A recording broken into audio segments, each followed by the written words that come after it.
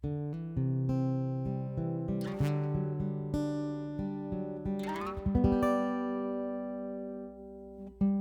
everyone, I'm John Steele, and this is After 4, a podcast for InterVarsity alumni. Life after college is hard, and even a great experience with your InterVarsity chapter doesn't shield you from the challenges of transition.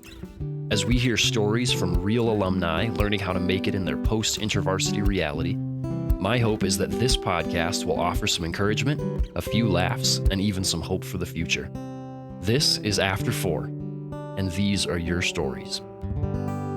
What's up, alumni? Welcome to After 4, the podcast that's just for you. I'm your host, John Steele. It's good to be together again for another episode here. If it's your first time joining us, welcome. And to you 2023 alumni who are joining us for the very first time, congrats on making it to graduation and welcome to the podcast. Okay, we're jumping into our next episode of this Finding Your Footing series, and we're talking about how to find your footing with new roommates. Ah, yes, the new roommate. Not all of us will experience this after graduation, but many of us certainly will. And those experiences will range from really great to really not. I had a roommate who lost his gloves and took mine instead. Not a big deal, but it's definitely frustrating in the middle of winter in Minnesota when you walk to work. I had a roommate who locked me out of our apartment for an entire night, so I had to couch surf. I had a roommate who worked at a pizza joint and got a free pizza every shift, which seemed like a dream for this pizza lover, until I learned that he would only ever order Hawaiian pizzas with black olives on them. Who does that? The quality of a roommate can be a real roll of the dice, and that's why we're bringing you this episode. Today, my friend Nicole and I are sitting down to talk about some of our own post-graduation roommate stories and the lessons that we've learned from them. I think at the end of this episode, you'll have some skills to boost your roommate situation overall and to feel better equipped to be a higher quality roommate yourself. So let's get to it. This one's for you, alumni. Well, my good friend Nicole, here we are. Welcome to the podcast. Thanks, John. It's so good to be here. Oh my goodness. I'm really glad that when I was thinking about this topic that you came to mind, and I was like, Nicole, if she's had roommates, she's got to have some good stories to tell. So I'm excited for us to get to talk about roommate experiences together. Me too. Well, hey, would you take just a moment, introduce yourself, let our listeners know who you are, what you do? Well, I'm Nicole.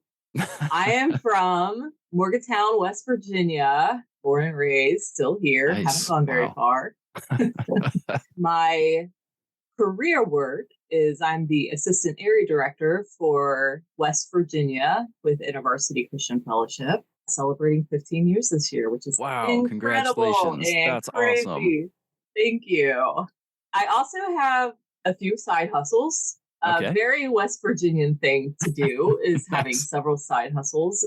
I work as a social media and marketing manager for the local Quick Lube here in town. I'm also a property manager for my brother's Airbnb. And to top it all off, I just started my own business like in the last 2 weeks, restoring used and broken roller skates, inline skates, and skateboards. Wow. And being able to sell them to the community at a more accessible, affordable price. So I dabble. Yeah. Yes. Now, is your new business at all inspired by your time in roller derby? Maybe a little bit. Oh gosh, that's awesome. Okay, so Nicole, we're gonna be talking about roommates together. So tell me, why is it that you have chosen at one time or another to live with roommates? Yeah, eventually as you get older, even if you're single, you need space, right? And being in a house with your family of 6 people, I have 3 siblings, I'm the oldest of 4. That space is very limited. And as you're all becoming adults, it becomes very difficult to live together. So it was out of sanity. I needed to find somewhere else to live. And honestly, it was out of practicality that I could not afford to live on my own. I needed a roommate. So it started as, well, that's just the logical thing to do. If I want to get out of the house and live on my own, I need to find a roommate. But since then, it has more so developed as if I have the space and there's somebody I feel like I could tolerate to live with, needs a place to stay, Yeah, I want to give them my space. But originally, it's just because I needed help to pay for it. totally. There was a drive to be out on your own to develop as an adult needs to, away from family, to some extent, away from family. I mean, listen, I did my first year of university in Pittsburgh. When I came back to Morgantown, the first year back, I lived with my sister in a house that was about 15 minutes from my parents' house. And then she had to move back home because she was going back to school. And I moved back on the hill I grew up on, a stone throw away from the rest of my family. But it was still my own space, right? Yeah, So I yeah, didn't move very far. And even now, I'm only 7 minutes away from my entire family. So right. it That's doesn't awesome. take much, but just a little bit of space. My reasoning for living with roommates after college, I moved to Minnesota to do my grad work. I lived by myself because I didn't know anybody. And actually, towards the end of my second year of grad school, I said, I just don't think I'm ever going to have a roommate again. The next time I live with somebody, if I get married, it will be with my spouse. And at least the way that it's mapped out in my brain is that it could not have been more than a week later that a friend calls me and says, hey, there's this guy I know, he's moving to town, he doesn't know anybody, and I know that you don't have a roommate, so I'm wondering if you would be interested in having a roommate, saving some money. And I was just like, come on, seriously? I said yes, because saving money did sound really great, even though I had no real interest in living with somebody again. But I thought, okay, we'll give this a go. And thus began a very arduous journey of roommate life with the person who did end up being my last roommate until I got married. So let's just tell some stories about roommate experiences, the good, the bad, the ugly. And if we can also try to figure out if there's some sort of do or a don't that we learned from those experiences. For the sake of trying to end on high notes, let's start with maybe some of the not so great stories. So, Nicole, it doesn't necessarily have to be a nightmare, but tell me about a rough experience that you had with a roommate. I fortunately have never had a nightmare experience. That's good. Mine are silly. I think one of the harder roommates that I had, it was more like your experience of how we met. So my very first roommate, Katie, we'll probably talk about her. She became family to me. My very best friend, still is to this day. Her kids call me Aunt Nicole. Just awesome. She also works for a university and had a student who was graduating and needed a place to stay. Had a spare room opening up. And I was like, well, I was planning to live alone for a bit, but she seems like a very nice person. So surely it will be just fine. So she moved in, but we never really clicked. She was a very sweet woman, so nice, so selfless. Maybe that says something about me that somebody's so incredible that I couldn't click with her. I don't know. Maybe you were the hard roommate. Maybe I'm the problem. But it was different ways of growing up. And not saying anything negative about it. It was just the way of living of saving things that I would just throw away or like washing out plastic sandwich bags. I'm like, why? Why did Yeah. you do that? Or she could not sit and watch a movie. She couldn't sit to watch a TV show either. She was constantly up moving around. And not that she was disruptive, but the constant movement, I'm realizing now was unsettling to me because I felt like I needed to move, but I didn't want to. I wouldn't say like intense friction. There was just some like, okay, we don't drive together. But I think eventually we both resigned to it and said, you know what, it's okay. But I remember this one time, this is one of those silly things. I have a deep aversion to vinegar. Oh, The okay. smell, the taste, I cannot stand it, including things with vinegar in it, like ketchup, salad dressing. I hate it. It makes me want to gag. When I smell it, I gag. Like that's how bad it is. Yeah, that's serious.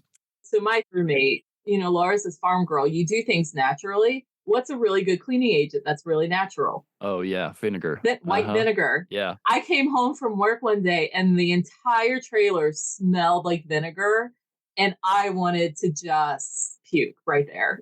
I asked, like, hey, did you clean with this? And she goes, oh, yeah, it was all happy and everything. And I was like, I will buy you whatever natural cleaning agent you want that is not vinegar. never do that again. She was so apologetic, but Of she course. didn't know. And any other issue I had was because of assuming. I remember she was starting to move out, and I realized I was missing like half of my towels. And I was like, Laura, do you know where my towels went? She goes, oh, yeah, I took them to my house. I was like, Laura, those are my towels. She goes, well, you have so many of them. I didn't think that was a big Oh deal. my Da, da, da. I was like, gosh. Laura, bring my towels back. Those are my That's towels. that's Didn't hilarious. ask. Yeah, it was just silly things like that, really. They don't matter. Yeah, yeah. Is there like a do or a don't that you would say goes along with your experience with this person? Well, first, don't assume anything. That is helpful. We'll probably get into this later, but talking about things, essential. Setting up expectations, essential. Mhm. And if you feel like those expectations are being violated, even just a little bit, talk about it right then and there, nip it in the bud. Don't let Yes. it fester. Yes. And knowing it's okay that you don't have to be best friends with every roommate you have. Especially if you built your roommate cohort out of your like closest intervarsity friends or the closest people from your program when you were in school, that might feel like a very different experience. That I could not have that kind of relationship with Laura was really hard for me to reconcile. But once I realized it was okay, it did help a lot. I think that's really helpful advice and definitely my experience as well. We were both introverts, both pretty conflict averse, and I think we both found home base to be very important. But because we didn't know each other, home base became these more secluded spaces. He also spent a lot of time in his room, and I spent a lot of time in the living room. But I lived there for almost a month before he made it to town. So I had kind of like set up shop and just was comfortable. I didn't do a good job of being hospitable. One of the stories that comes to my mind, a place that did not go well, where I did not handle conflict very well. It was late at night. I had been talking to my girlfriend on the phone, who's now my wife, Caitlin. And it was one of those where you're having a great conversation with somebody. You don't want to like pause it so that you can go to the bathroom and come back because just it interrupts the flow of your conversation. So I really got to go to the bathroom, but I'll just wait. We wrap up our conversation, say goodnight. I head into the bathroom and I realize that the toilet is clogged. Oh, no. I was like, this was not me. I did not do this. But no information was relayed that, hey, we've got a situation here. At that point, we also didn't own a plunger. Oh, no. So, what I did rather than talking to him is I drove to Walmart, went to the bathroom, bought a plunger. I also bought this frilly bow that you would put on a Christmas present and the receipt for the plunger. I don't know why I felt like it was his responsibility, but I was just mad over the situation. And so outside of the bathroom, I leaned the plunger against the door and I used the frilly bow to stick the receipt onto the plunger and left it there as just a little message of like, hey, when this kind of stuff happens, just go ahead and handle it. So the next day, I get up, the bathroom is working again. I go off to work. And when I come back from work, the plunger is nestled nicely in the closet in the bathroom. And the receipt and the bow for them are now laying on my bed. That was his response to me. We never spoke of it again after that moment. I certainly told lots of people about it, of course, making him out to be the bad guy. I was a complete moron in this situation. But that's how we handled conflict most of the time, was extremely passive aggressive, little gifts to each other and things like that. That is so funny. This is reminding me of all of these other moments where it was like, oh, mutually being terrible roommates to one another. Yeah, we're not exclusively altruistic in our roommate situations. No, absolutely not. As I look back on the plunger situation, I would say, even if you are a conflict averse person, which I was, the moments that whoever it was would just say, like, I'm going to go into your room and I'm going to talk to you about what's going on, that made such a huge difference. So the don't is don't be passive aggressive, like at all costs. Even if your roommate is passive aggressive, break down the barrier, open the door, knock on the door, and have a conversation. That's the don't and the do that comes away from that for me. I think what made my very first roommate, Katie, who is my very best friend now. What made Katie and I work so well together? We had a year or two together as students in university, and we were like the best non-friends that one could be. Yeah. We liked each other. However, we didn't click for some reason, and we so badly wanted to be friends together. But anytime we got together to hang out, it was so awkward. So it must be Jesus knowing our future, but we just kept trying. And so when she came on staff, she spent a year up in Pennsylvania, and then she came back to Morgantown and needed a place to stay. I was like, well, I have an extra room. I could use a roommate to help pay for rent. What do you think? And she was really hesitant. And I said, Katie, let's just sit down and talk and we can decide from there. So we did. We got together. We talked about what are our expectations. We talked about our pet peeves, just how we live. Here's a little insight of this is kind of how I use space. Do you wake up in the morning or not? Are you a late night person or not? If I leave the cabinet doors open, is that a problem? That's a problem with me. Shut the cabinet door. Yes. Different things like that. And if we feel like an issue is starting to rumble up, let's talk about it. Let's make that expectation. Even if we think it's just us, it's in our heads, it's not a big deal, talk about it. And after that conversation, she said yes, moved in, and we just had an open line of communication. One instance, dishes. Dishes is always an issue, right? Growing up, my dad would make us wash the dishes, clean, and then put them in the dishwasher because it's the sterilizer. It's not actually a dishwasher. Any dish that had any little scrap of food on it, he would make us rewash it. Katie did not have the same level. I mean, she wouldn't leave huge chunks of food, but there would be little things of food, or God forbid, she left ketchup on a plate one time. Oh, no. And I refused to wash it. I just left it in the sink. And it was starting to get annoying to me. And I just talked to her. I was like, hey, Katie, I'm having a problem. Here is the core of why this is a problem to me. And I talked about how I grew up and the expectation of what a clean dish is and my hatred for ketchup. And we made a compromise that from here on out, she would rinse off ketchup. I would wash all the dishes and she would put them away. Oh, nice. And that was what we did for the rest of the time. And it was fantastic. Wow. It sounds like from the beginning, you both recognize we're not totally sure if this is going to work. So let's sit down and actually talk through some of our expectations and what we're bringing to the table. How are we sharing food? Yeah. How are we doing bills? All of those things are super important to talk about. Yes. And that those check-ins continued as they were needed. Something's not going right here. Let's talk about it before it goes off the rails and we've got a problem. I mean, it feels like for whoever you're living with, best friends or total newbie, that establishing those things together and continuing to get to know each other is huge. As I think about one of the things that was most positive, even with the same roommate experience, is when we created something together. And it doesn't have to be that you're creating something together, but that we had a combined vision towards something that we were working together on. And it was unbelievable. We talked, we actually spent time together. And we actually made something that we were really proud of, that we wanted to invite other people in to experience with us. And at least for the season that we were doing that, when we had a combined vision towards a goal together, it was like, it feels like we're moving in the direction of friendship here. And like you said with Laura, you don't have to become best friends with this person. But is there something that does bring you together? It creates space for you to communicate. You know, once a week, we make and eat dinner together. We're having this collaborative experience. We're talking at the table, and then we go back to our own thing, but it makes sure that we are having a regular checkpoint together, and it makes it feel like we are people in the space together, not just roommates living in different rooms that pass each other in the hallway every now and then. Yeah, that is so good. Katie and I, there were two things that we did together that we had fun with.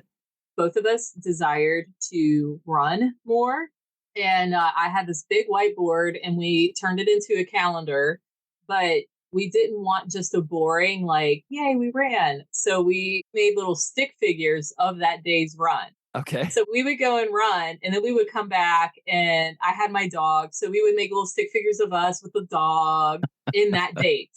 And then the next day, if we found something interesting on the run, we would do like a little drawing of whatever it is. And then when one of us wasn't around, we come back and see what the other one had been doing because they continue.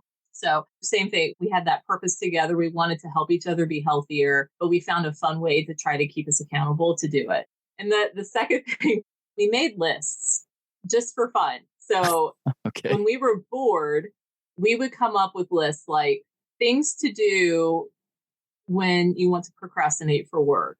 And one of them was called Elevator Music to Hell, like Kids Bop, Oh my really gosh, yes. cringy Christmas music. And we kept all these lists on the refrigerator. And every once in a while, we'll add to it. Just silly things like that. I think that those are really great points for us to carry with us. Again, of like, you don't have to be best friends, but you can be collaborative in some way. And that can help sort of ease the tension and develop Some rapport. yeah, some rapport and some way of communicating. And that helps build some sort of cohesion, until the time that your season of living together is done. And that can make something more tolerable and less painful. I feel like we've developed some things here that are helpful. Nicole, one of the things that we like to do on the show is that we ask our guests to give a parting piece of advice, whether it's related to roommate life or just in general. Do you have a parting piece of advice that you would give to somebody who is about to step into this new season of life after graduation? Yes, I have 3 pieces of advice that I wish I would have done myself after graduating. Okay, great. Let's hear them. Start counseling ASAP if you have not already. I am a big proponent of counseling. I think everybody should do counseling at some point in their life, especially when you're in a stage of transition like this. It is important to have a place where you can go and just talk things out and have somebody listen and somebody to help you process. Second, just as important, find a community. College is such a unique and special experience because gives you built-in community. You want a sport, you just go find the sport and join them. You want a worship community, you go join a university. Anything of interest, there's a group out there for them. Like it's already there. When you leave college, those things are a lot harder to find. InterVarsity also spoils us because you have that spiritual connection with these people that you go through college life with together. You have the shared experience. You have the shared purpose of mission on campus, of valuing scripture study. And then you leave college and you try to find a church and they don't value the same things. Or their way of community is different than what you're used to in college, which is most churches, quite honestly. It's really hard to find a place that has that kind of lived in community that you would with campus ministry. So do the work to find a community early, be it in a church, which I highly, highly recommend finding a church, but also get a hobby, like as part of your community building. Don't pour all your time into the church. Jesus doesn't call us just to serve the church. He calls us to create disciples. He calls us to minister to the world, right? To have relationship with people, to share God's love with people. I do believe he calls us to the church, but he also calls us to the people in our communities. And I think there's something really beautiful about building relationships through hobbies and building connections with people who may not believe the same thing that you do. And giving an opportunity to help them see that there are Christians out there that are not crazy, for the lack of a better word. That's a good word. I think, we just live in a rough time. And there's a lot of assumed perceptions of what all Christians are like, very broad brushstrokes. And it's just not true. Like every community, it's just not true. So find a hobby, something you enjoy doing. Go find other people that enjoy doing it too. They're out there. Just look for it. That's why I joined roller derby. I was so invested in the Christian community. I was going to church. I had InterVarsity. My entire community were Christian people, aside for maybe like 1 or 2 friends from college that I still stayed in touch with. And here I am, an InterVarsity staff worker, telling my students they need to go share the gospel with their friends. They need to build relationship with non-Christians. And I'm not doing that myself. How hypocritical, right? And I came to a place where I miss team sports I recognized that I don't have non-Christians in my life. And I sought out Derby, and it's one of the best things I ever chose to do. I've got to have several spiritual conversations with my teammates. They've been able to care for me in some of the worst times of my life in the last couple of years in ways that I haven't experienced in other places, quite honestly. They're not just my teammates, they're truly such wonderful friends of mine and have taught me so much about life and people and how to love people even when you think differently. So, counseling, find a community, get a hobby. Those are my 3 points. That's awesome. I love it. That's such great advice. I'll admit I've not done counseling. The other two, though, I can certainly speak to that is absolutely, and that those two can oftentimes coincide with each other. Finding a hobby and doing it in community can be really, really awesome. Wow, Nicole, this has been a lot of fun. Thanks so much for joining me, for sharing stories. I mean, for helping us, I feel like, cover a broad spectrum of roommate experiences, not just sort of the best and the worst. We had these, it didn't start off great, but it became something really awesome, or it started off poor and it ended up somewhere in the middle. Like we ended on good terms. We've got the ones that are just rough and the ones that are great. And that's been really nice and also enlightening, I think, for both of us Yeah. as we've done some self-reflecting. Some of these stories that I was going to tell that really started off in my mind with somebody else being the bad guy, then I'm like, oh, wait a second. I was the bad guy all along. Plot twist. Oh gosh. How Yes, about it? this has been, John, this is so fun. I thank you for inviting me, and it was just great chatting and getting to, like you said, just getting to reflect on some of this stuff. So it's Yes. great. Absolutely. Well, thanks for saying yes. It's been fun to do something like this with a friend, that's for sure. Yes, absolutely. So I think we have a few takeaways from this conversation that can help us as we step into a new roommate situation after graduation. First and foremost, and I'm not sure this comes as a shock to any of us, but communication has to be central to the relationship. You need to start talking and keep talking. And don't just say, okay, we're committed to talking through problems when they come up. I mean, that's better than nothing, but you've already started too late at that point. When you first move in, and preferably before you even move in, sit down and map out what it's going to be like to live together, just like Nicole and Katie did. And then make a schedule for continuing to check in. Communicate early, communicate often. Second, when something goes wrong, and something inevitably will go wrong, don't be passive-aggressive. Refer to takeaway number 1 and talk it over immediately. Although the plunger story still makes me laugh when I think about it today, I recognize that my passive-aggressive approach did nothing but harm my roommate relationship. So, do as I say and not as I do when you face a problem with your roommate. Finally, as Nicole said, you don't have to be best friends. That doesn't have to be your aim, but do find something that you and your roommate can collaborate on. Make and eat dinner once a week, play a video game, put a puzzle together, go on a walk, read and discuss a book once a month. It doesn't really matter what it is, but find some avenue for building rapport and having a common goal. At the very least, it means you'll have some amount of trust build up to help you navigate the difficult moments together. And who knows, it could even lead to a real friendship. Living with new roommates is something many of us need to do after graduation. And that can be scary, especially in a new place with people we've never met before. But it doesn't have to be a lonely nightmare. It can be a really positive experience, and I hope these ideas can help make that happen for you. And I'll also say, as someone who's been married for nearly a decade, these ideas will also be a huge help if you ever find yourself living with your forever roommate. Keep that in mind. Nicole, thanks so much for hanging out with me for this episode. I'm glad I had a friend like you along for the ride as I realized what a crappy roommate I was. Darn it. For the rest of you, if you have a great roommate story, let us hear about it on Instagram. Then be sure to come back next week for my conversation with Honorio Chaparro, a pastor with a couple decades of church ministry in his resume who's going to help us understand how to find a healthy church in this new season of life. Thanks for tuning in. I'll see you in the after, alumni. Hey, thanks so much for joining us today, alumni. If there was anything that you learned, really enjoyed, or that encouraged you from today's episode, would you send us a DM or tag us in a story? We'd love to hear about it. You can find us at After4Pod on Instagram and Facebook.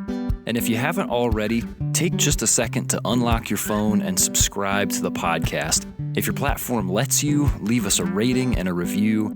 And if you like what we're doing here, share us with your InterVarsity or other post-graduation friends. Thanks again for listening, and I will see you in the after, alumni.